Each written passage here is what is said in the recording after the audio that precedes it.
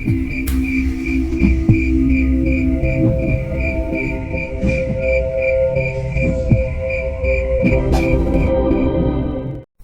yang masih penasaran dengan sosok pemuda itu ingin menahannya. Namun pemuda itu dengan segera berlari mengikuti petunjuk yang sepertinya baru saja ia dapat. "Sepertinya kita akan bertemu dia lagi," ucap Pale. "Mungkin Pale," balasku. Saat aku dan Pale menyelesaikan perbincangan kami, tiba-tiba terjadi sesuatu yang aneh pada Cahyo. Nafasnya menderu dan tatapannya mulai kosong. "Jul, Panjul, sadar Jul!" teriakku mencoba menyadarkan Cahyo. Sayangnya Cahyo tidak menggubris, sebaliknya Cahyo menggeram seolah mengancam. Pale dengan cekatan memutarkan tangannya beberapa kali dan menyalakan geni Baraloka. Ia meletakkan tangannya yang terbakar api itu ke punggung Cahyo. Perlahan nafas Cahyo kembali normal dan ia mulai mendapatkan lagi kesadarannya. "Jul," tanyaku. "Aku kenapa, Nan?" Pale mematikan kembali geni Baralokanya agar kami tidak menjadi incaran setan-setan di alam ini. "Jangan lengah. Kesadaranmu hampir saja diambil alih.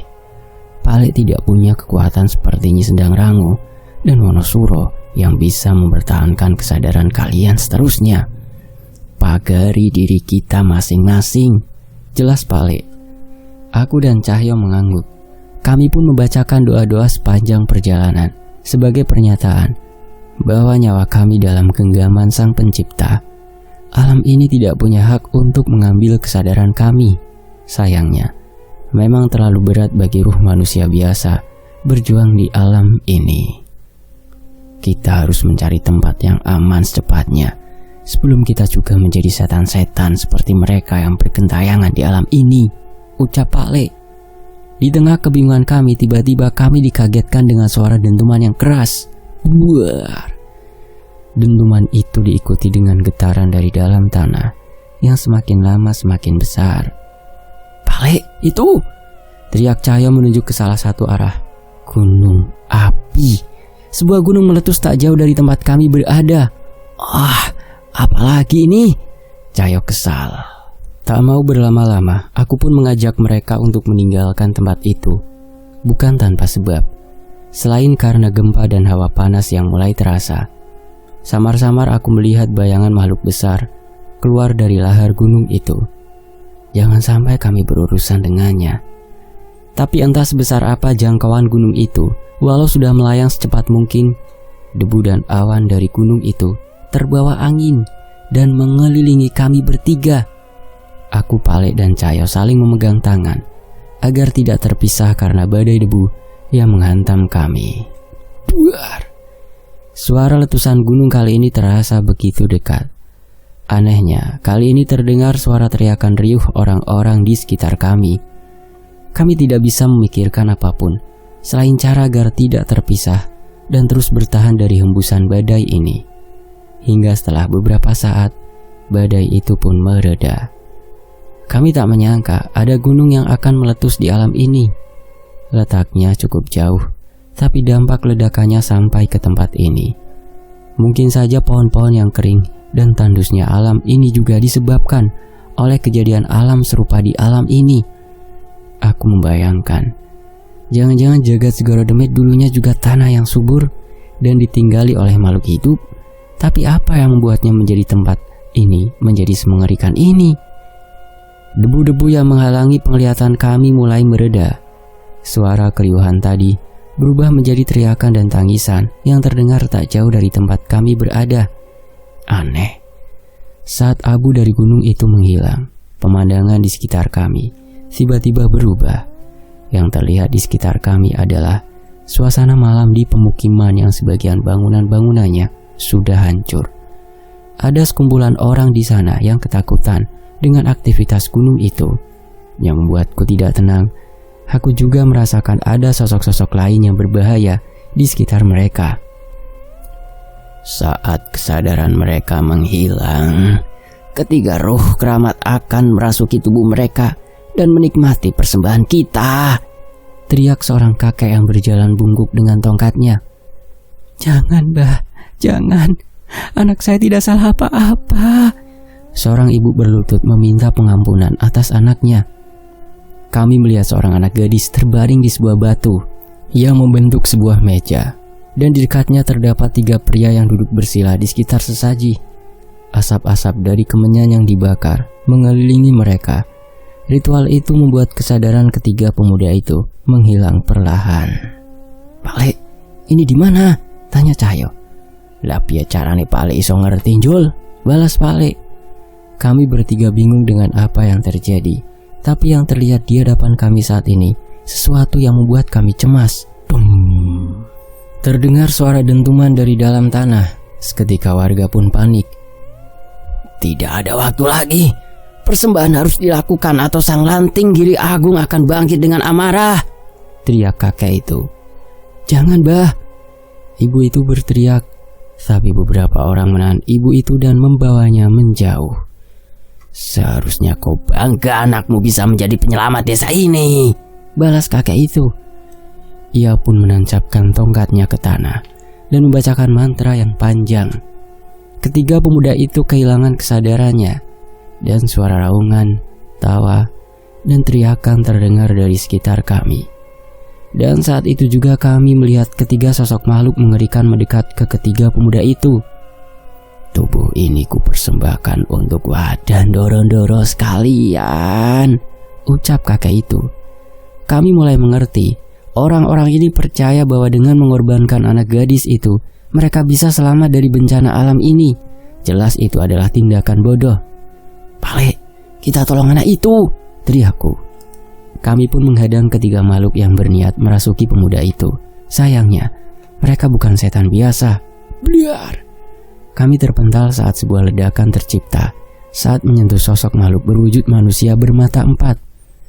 Kami mencoba menyerang mereka, tapi sosok ular berekor api membuat kami kewalahan. Sementara itu, ada sosok nenek yang terbakar api sambil tertawa sudah melesat menuju tubuh pemuda itu. "Sial!" teriak Cahyo yang meninggalkan pertarungan dan mengejar nenek itu. Tidak sempat. Nenek itu sudah sampai di tubuh pemuda itu dan menyentuh ubun-ubunnya. Priak! Pemuda itu terjatuh. Cahyo menghilang. Tapi setan nenek api itu masih berada di sana. Kami pun bingung dengan apa yang terjadi. Tapi tiba-tiba pemuda yang hendak diselamatkan oleh Cahyo berdiri dan menghajar nenek itu hingga terpental. "Nenek sialan!" teriak pemuda itu. "Tunggu, itu logat Cahyo? Apa itu artinya Cahyo merasuki tubuh pemuda itu?" Seketika aku menoleh ke arah Pale dan kami menyadari hal yang sama. Secara bersamaan kami melesat ke tubuh kedua pemuda lainnya dan mengambil alih tubuh mereka seperti yang Cahyo lakukan dengan tidak sengaja itu. "Dengan ini setan-setan itu tidak akan bisa merasuki mereka," ucapku dan priak! Kedua pemuda lainnya terjatuh dan aku tersadar dengan tubuh yang berbeda. Cahyo yang melihat kejadian ini segera menyadari apa rencana kami. "Jangan lengah, mereka punden penguasa hutan ini," ucap Cahyo yang membantu kami berdiri. Sementara itu, tangan Pale sudah terbakar oleh api yang ia panggil dengan ajiannya. Aku dan Cahyo mengambil kesempatan untuk menghajar makhluk-makhluk itu hingga berkumpul menjadi satu. Api Pale melesat ke arah setan bermata 4 itu, dan sebuah ledakan kembali tercipta menghantam ketiga setan itu secara bersamaan. Kami bertiga mengatur nafas melalui ketiga tubuh pemuda yang kami rasuki ini.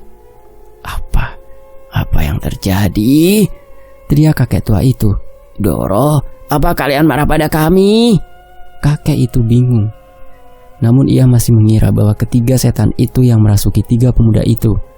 Kami bertiga pun saling bertatapan dan merespon secara spontan. "Bebaskan anak perempuan ini dan tinggalkan desa," teriak Cahyo mendahului kami. Bebaskan? Kakek itu bingung. "Kami sudah menyediakan gadis ini untuk kalian nikmati. Tubuhnya yang terindah di desa ini." Cahyo kesal dan menghentakkan kakinya hingga terjadi retakan di tanah.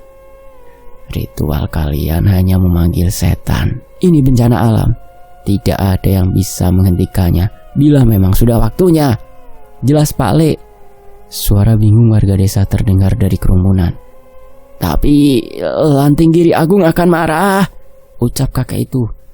Jangan bodoh, mengapa kalian harus takut pada makhluk yang tidak lebih mulia dari kalian sendiri? Kalian masih punya waktu untuk menyelamatkan diri sebelum desa ini habis dilahap lahar, teriakku. Beberapa warga segera berlarian, mengambil barang-barang sebisanya dan turun ke desa yang aman. Namun sebagian masih menunggu keputusan kakek itu. Kalian bukan utusan Lenteng Giri Agung. Siapa kalian? Tanya kakek itu. Kami utusannya lebih besar dari makhluk itu. Kami hamba dari sang pencipta alam semesta ini, jawab Cahyo tegas. Kakek itu tambah bingung. Namun terlihat dia tidak bisa berbuat apa-apa. Kalau kalian melarikan diri, tidak akan ada yang mati.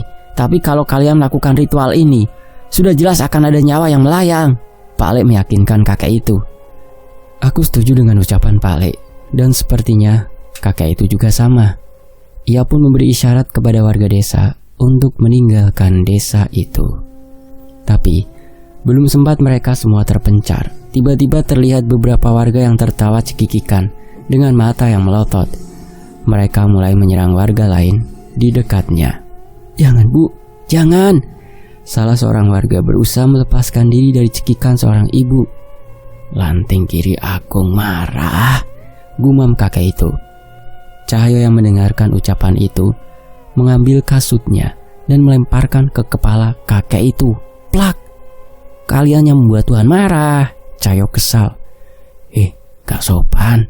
Aku segera menarik Cahyo dan menyuruhnya menolong orang-orang yang kesurupan itu. Pak Lek tahu. Warga desa menuruti ucapan Pak Lek yang sedang memegangi kepalanya akibat perbuatan Cahyo itu. Ia pun berusaha untuk menjelaskan dengan lebih tenang. Bah, selamatkan warga desamu. Sosok yang selama ini kalian puja bukan melindungi kalian. Mereka hanya memanfaatkan ketakutan kalian untuk saling membunuh. Pada kenyataannya, mereka tetap tidak akan bisa menyelamatkan kalian, ucap Pak Lek. Tapi melihat keraguan kakek itu, Cahyo sudah bersiap dengan satu sandalnya lagi. Namun aku menahannya. Biarin Sinan, aku kesel sama kakek tua itu, protes Cahyo. Sudah, itu udah ditungguin sama setan-setannya, balasku. Dengan sigap, aku dan Cahyo beralih untuk mengusir satu persatu setan yang merasuki warga itu. Kami tahu, ini adalah perlawanan mereka atas apa yang kami perbuat dengan menggagalkan rencana mereka. Tak membutuhkan waktu lama, Pak Lek pun berhasil meyakinkan kakek itu untuk memerintahkan warga desa untuk pergi. Kami pun fokus mengusir ruh-ruh utusan ketiga makhluk itu hingga mereka semua benar-benar pergi. Siapapun kalian, terima kasih. Terima kasih sudah menyelamatkan anak saya. Tiba-tiba, ibu dari gadis yang ditumbalkan itu menghampiri kami bersama seorang warga yang membantu membopong anak gadis yang mulai sedikit tersadar itu.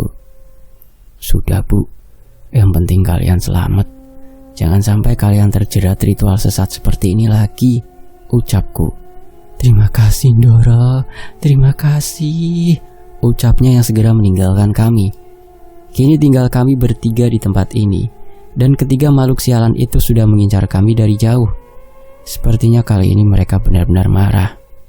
Pengacau! Nenek api itu kesal. Ia melayang bergentayangan di sekitar kami. Kalau mereka tidak menyediakan tumbal untuk kami, itu artinya kami harus membunuh mereka semua, ucap makhluk bermata empat itu. Kali ini kaki kami menyentuh tanah. Aku bisa merasakan angin yang berhembus. Dan Pak Lek sudah muak dengan tipu daya setan-setan itu. Tanpa kami sadari, ular berekor api itu membesar dan tiba-tiba melilit kami. Cahyo berinisiatif menggunakan ajian penguat raganya untuk mencengkeram dan melepaskan lilitan makhluk itu. Kenapa lagi-lagi kita harus berurusan dengan ular? Cahyo mulai kesal.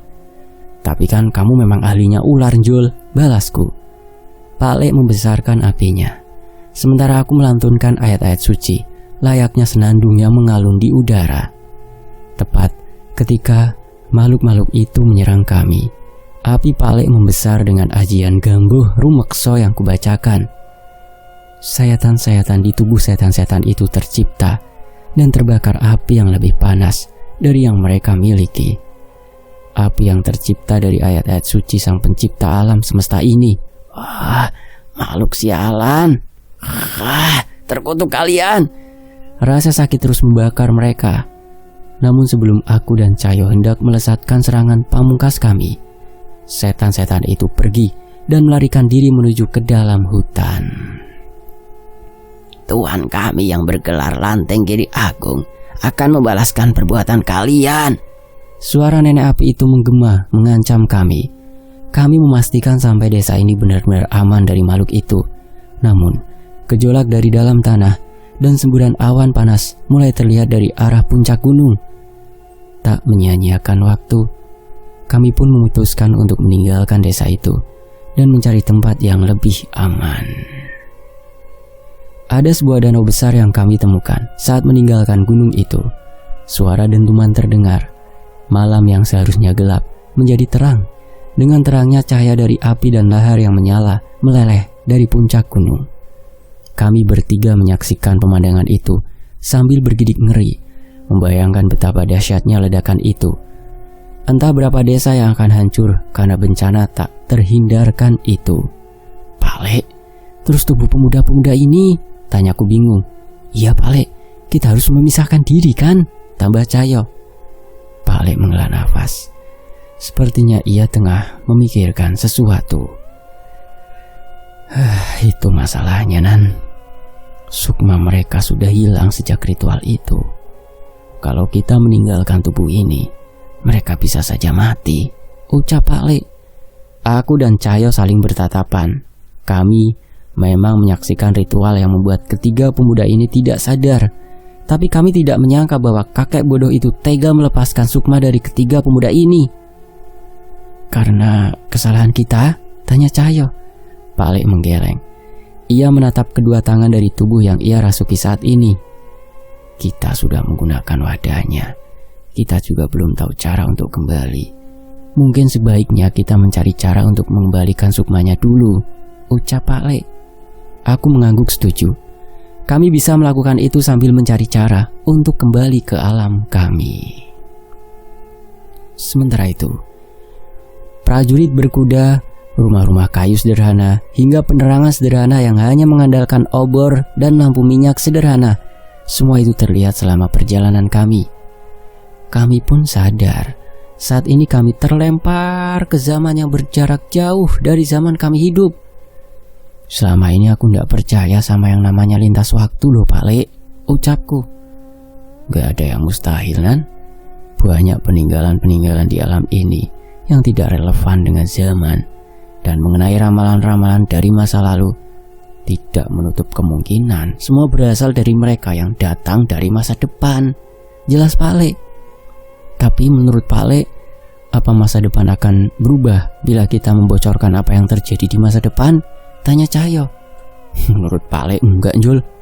Pale lebih percaya bahwa semua yang terjadi sudah ditakdirkan.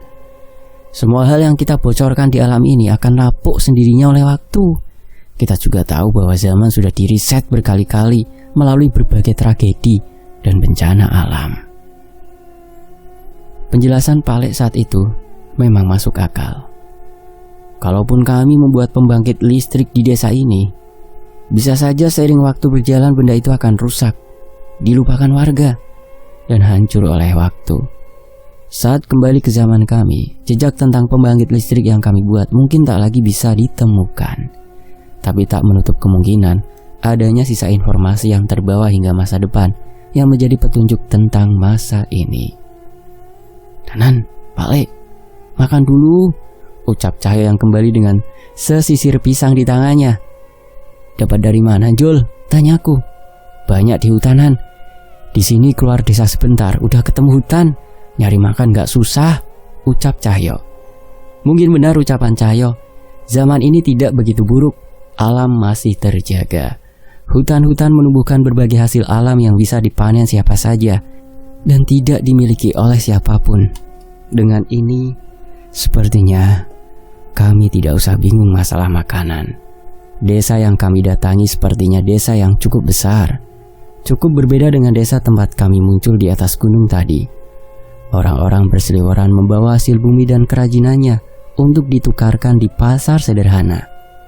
Beberapa membawa potongan emas dan perak yang mereka tukarkan untuk mereka yang melabeli dirinya sebagai pedagang. Sayangnya, saat aku asyik menikmati pemandangan ini, tiba-tiba aku merasakan firasat yang mengganggu. Dari gapura desa, ada seorang perempuan yang berjalan dengan langkah kaki terseok memasuki desa. Wajahnya pucat, rambutnya basah, dan pakaian kebaya lusuhnya penuh dengan darah. Warga yang melihatnya ragu untuk mendekatinya. Mereka hanya melihat dari jauh hingga tiba-tiba suara teriakan terdengar dari wanita itu. Tolong, tolong. Suara itu terdengar begitu lemah. Bahkan setelahnya, wajahnya menyeringai mengerikan dan tertawa dengan suara berbeda. Tak ada yang boleh lolos, semua harus mati. Perempuan itu berkata seperti suara kakek-kakek. Kami bertiga segera beranjak dan menuju kerumunan itu secepat mungkin. Buak, buak. Tiba-tiba suara teriakan terdengar dari kerumunan. Mereka berlarian, dan saat berhasil menembus kerumunan, sosok perempuan itu sudah tergeletak di tanah dengan kepala yang berlumuran darah. Dia membenturkan kepalanya ke batu itu, teriak salah seorang warga. Walau darah terus mengalir, mata wanita itu terus melotot dan tertawa hingga akhirnya kehilangan nyawanya. Ini ulah setan itu, ucap Cahyo yang melihat sosok nenek berbaju kebaya hitam melayang meninggalkan desa. Kami memastikan wanita itu sudah tidak tertolong lagi. Dia dari desa itu. Lagi, setiap orang yang keluar dari desa itu pasti mati. Terdengar suara-suara perbincangan dari warga desa. Sepertinya ada sebuah desa yang berada di balik hutan tempat perempuan ini muncul. Itu wilayahnya Pati Jatayuwungu. Sudah ada prajurit kerajaan yang melarang kita mendekati desa itu. Katanya banyak yang mati. Mendengar perkataan itu, kami bertiga saling bertatapan, seolah sepakat akan sesuatu. Kita ke sana, perintah Pak Ale. Aku dan Cahyo mengangguk tanpa membantah sedikit pun. Walaupun ini bukan zaman kami, tapi kami tidak akan membiarkan setan-setan seenaknya merenggut nyawa manusia. Kami harus menghentikan manusia bodoh yang menjadi jembatan makhluk-makhluk itu untuk bisa berbuat seenaknya di alam ini. Butuh waktu beberapa jam untuk menembus hutan. Aku tidak bisa membayangkan wanita tadi berjalan sekuat tenaga dengan semua lukanya melalui hutan ini, dan ia tetap berakhir tragis oleh setan nenek terkutuk itu. Di tengah perjalanan, Cahyo terhenti. Ia melihat sesuatu yang membuatnya geram hingga mengepalkan tangannya erat-erat. Kita sudah dekat, ucapnya. Apa yang Cahyo lihat memang memastikan kami di jalur yang benar. Namun hal itu benar-benar membuat kami marah. Satu kepala tergantung di atas pohon dengan tubuhnya yang terpisah, terjatuh di tanah. Leher jasad itu terputus dengan tebasan pedang. Aku menduga ada campur tangan pendekar atau prajurit dalam perkara ini. Samar-samar terdengar suara pedang yang beradu. Namun, suaranya tidak seperti teriakan perang yang penuh tenaga. Suara yang mengiringi pedang-pedang yang beradu adalah suara tawa cekikikan, geraman hewan buas, dan suara mantra-mantra yang saling menumpuk. Apa ini semua?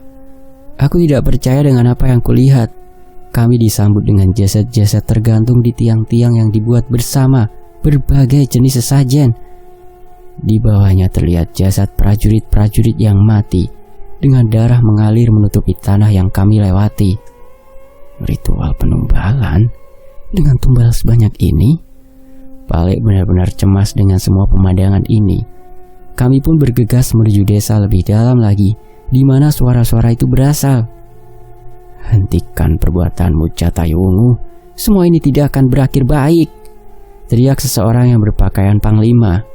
Hei Brasma, tentu saja tidak akan berakhir baik. Dengan bodohnya kau membawa seorang raja ke tempat seperti ini. Bodoh, jika aku tidak mengerahkan semua yang kumiliki, teriak seseorang yang dipanggil dengan Jatayuwungu itu. Aku datang ke sini hanya berharap bahwa bukan kau dalang dari semua ini. Apa jabatan pati dan semua harta yang kau miliki tidak cukup membuatmu puas? Balas seseorang yang dianggap sebagai raja itu. Walaupun disebut raja, ia hanya menggunakan pakaian layaknya pendekar biasa dan bersenjatakan pedang. Kekuasaan, kehormatan, harta, itu tidak ada yang abadi yang mulia. Saat mati semua itu akan lenyap begitu saja. Mereka menawarkan kepada aku yang lebih menggiurkan, kekuatan dan keabadian yang tidak mungkin bisa kalian dapatkan. Teriak sosok yang ternyata bergelar Patih Jatayu Wungu itu. Dari apa yang kami lihat, sang raja dengan perlindungan yang bernama Brasma itu benar-benar terdesak. Prajurit mereka yang tidak seberapa terlihat kelelahan. Dan dari sisi Patih Jatayu Wungu, terlihat prajurit-prajurit yang dirasuki makhluk berkekuatan hitam. Jangan remehkan jumlah kami yang sedikit. Mereka adalah prajurit yang terlatih untuk menghadapi situasi seperti ini. Gertak sosok bernama Brasma itu. Aku memang sudah mengetahui kehebatan prajuritmu, Brasma. Pertarungan ini memang membuktikannya. Karena itu sekarang aku menginginkan mereka. Balas Patih itu. Sebuah pisau dicabut dari pinggang Patih itu. Sebuah pisau dengan bilah hitam, dengan gagang berbentuk ular. Ia menggoreskan pisau itu pada telapak tangannya dan meneteskannya di tanah. Saat itu seketika darah Patih itu berubah menjadi hitam dan muncullah sosok-sosok yang melayang-layang menikmatinya. Ambil tubuh mereka, perintahnya.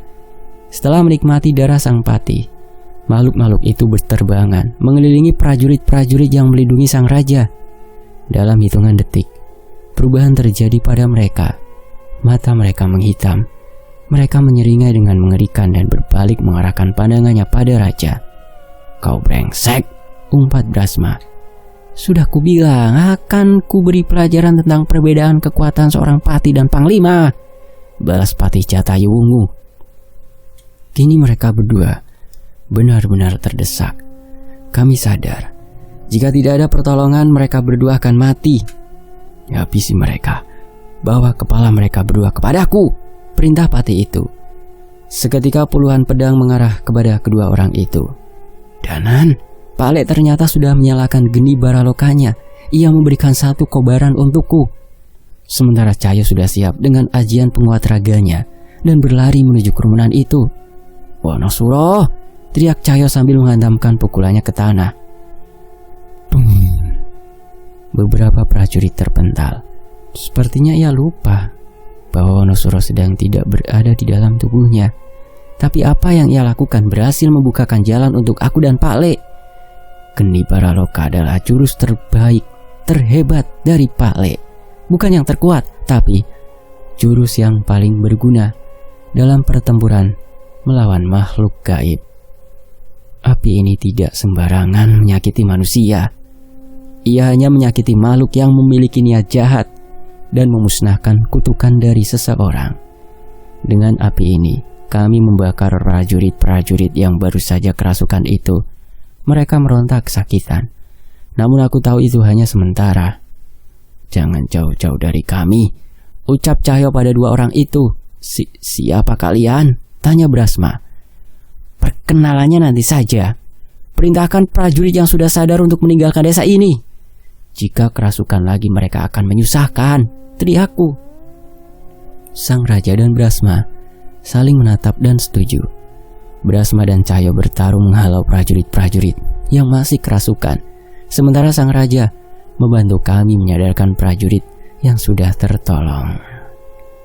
Sadarkan yang lain bahwa mereka pergi sejauh mungkin dari desa ini, sejauh mungkin dari Patih Jatayu Wungu, perintah sang raja. Tapi Tuhan tidak ikut, tanya prajurit itu. Sang raja menggeleng. Sepertinya tujuannya di tempat ini masih belum selesai.